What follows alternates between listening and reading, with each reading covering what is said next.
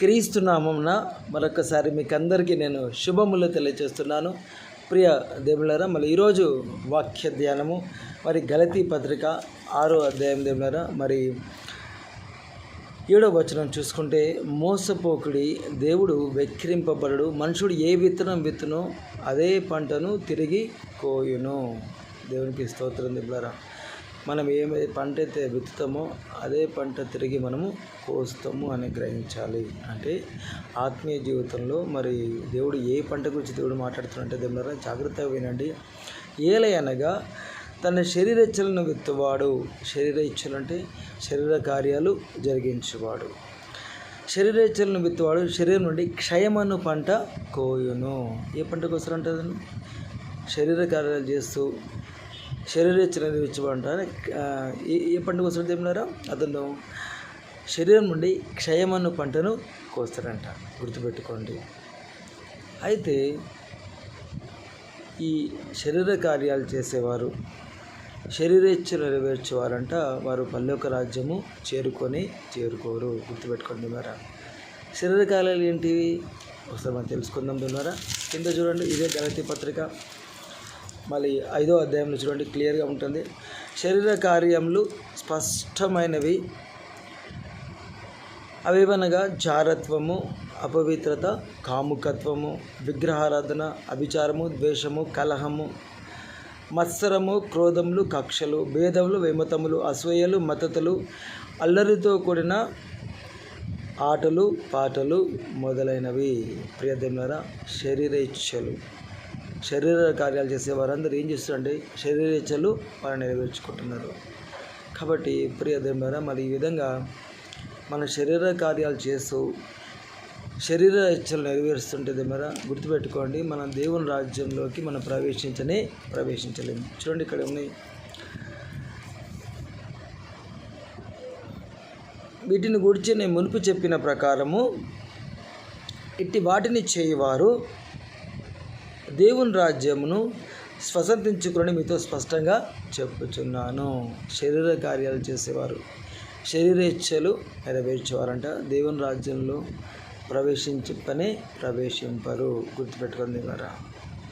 కాబట్టి ఇప్పుడు మనం ఏం చేయాలి దేవులారా? మన ఆత్మతో అంట దేవులారా, నిత్య జీవం అనే మన పంట కోయాలంట. దేవునికి స్తోత్రం. అద్భుతమైన మాట కదా. కాబట్టి మనం ఏం చేయాలి?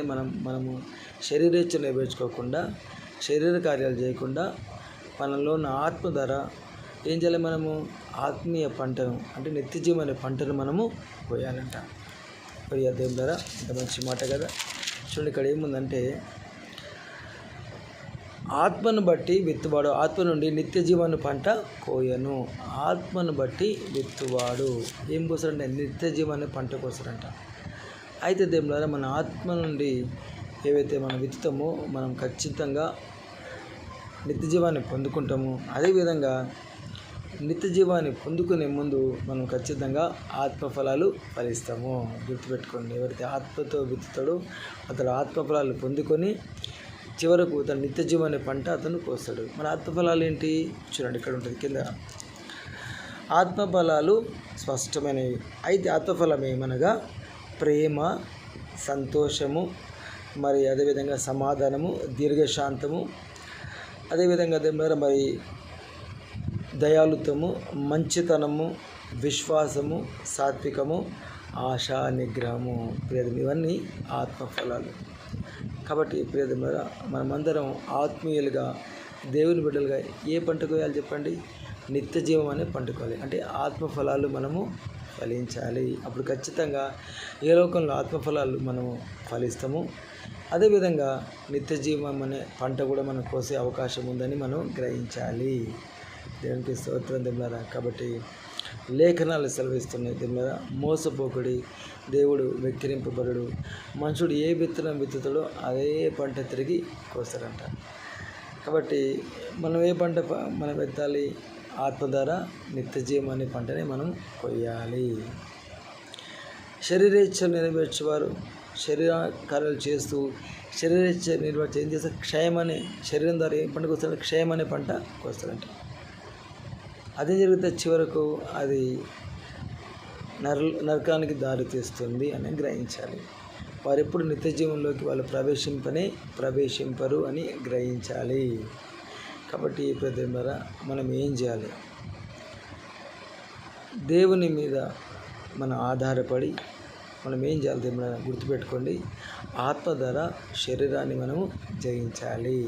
చూడండి, ఒక మాట చూపిస్తా. ఇదే గలతీ పత్రిక 5వ అధ్యాయంలో ఏముందంటే 16వ వచనంలో, నేను చెప్పుదనమినగా ఆత్మానుసారంగా నడుచుకొనుడి. ఏమంట? ఆత్మానుసారంగా నడుచుకోండి. అప్పుడు ఏమవుతుంది? అప్పుడు మీరు శరీరేచ్ఛలు నెరవేర్చరు. దేవునికి స్తోత్రం. అద్భుతమైన మాట తిన్నారు. కాబట్టి ఆత్మానుసారంగా నడుచుకున్నప్పుడు శరీరేచ్ఛలు నెరవేర్చము. శరీరం ఆత్మకును, ఆత్మ శరీరంకు విరోధంగా అపేక్షించుచున్నవి. అందుకే ఈ రెండు వ్యతిరేకంగా పోరాడుతూ ఉంటాయి. దేవులారా, ఇవి ఒకదానికొకటి వ్యతిరేకంగా ఉన్నవి కనుక మీరేమి చేయ నిశ్చయించరో వాటిని కొందరు. చూసారా దేవులారా? చాలాసార్లు ఏమైతే మనము ఈ రెండు పోరాడుతున్నాయి కాబట్టి చాలాసార్లు శరీరానికి మనము లోబడిపోతున్నాం. నీతిగా నిందారహితంగా జీవితాన్ని మనకు ఆలోచన ఉంటుంది, కానీ శరీరానికి లోబడిపోయి ఏం చేస్తాం? మనము శరీరంతో ఏం చేయాలి? క్షయమనే పంట కోసే అవకాశం ఉంటుంది. ఒకసారి మనం జరిగిస్తున్నాం శరీరం ద్వారా.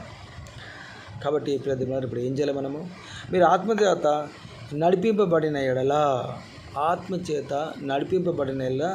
ధర్మశాస్త్రం లోనైన వారు కారు అని గ్రహించాలి. ఎంత మంచి మాట తిన్నారా? కాబట్టి మనమందరము ఆత్మ ద్వారా ఏం చేయాలి? మనము శరీర కార్యాలను ఏం చేయాలి? మనము జయించాలి. లేఖనాలు సెలవిస్తాయి, మోసపోకుడి, దేవుడు వెక్కిరింపబడడు, మనుషుడు ఏ విత్తనం విత్తుతాడో అదే పంట తిరిగి వస్తాడంట. కాబట్టి మనం ఏం చేయాలి? దేవుడి గారా, శరీరేచ్ఛలు నెరవేరుస్తూ శరీర కార్యాలు చేద్దామా? అప్పుడేమవుతుంది? శరీర కార్యాలు నెరవేర్చినప్పుడు మనము శరీరం నుంచి క్షయమనే పంటకు వస్తామంట. అలా కాకుండా ఆత్మ ద్వారా మనం ఏం చేయాలి? నిత్యజీవం అనే మనం పంట కోయాలంటే ద్వారా మనం ఆత్మఫలాలు ఈ లోకంలో ఫలించాల్సిందే. ఎవరైతే ఆత్మఫలాలు ఫలిస్తారో వాళ్ళు నిత్యజీవాన్ని పంటకు వస్తారు. ఎవరైతే శరీరం ద్వారా శరీరத்தை నెరవేరుస్తారో క్షయం అనే పంటకు వస్తుంది. అదేం జరుగుతుంది? అలాంటి వ్యక్తులు పరలోక రాజ్యం వాళ్ళు చేరుకోరు. వారు నరకంలోకి తోసివేయబడతారు. అక్కడ అగ్ని ఆరదు, పొరుగు జావదు, ఏడుపును పండ్లు కొరుకుతూ ఉండదు. అంటే లేఖనాలు చదివిస్తుంది నరకం గురించి తిన్నారా? కాబట్టి అదే కాలంలో మనం ఏం చేసాం? మనం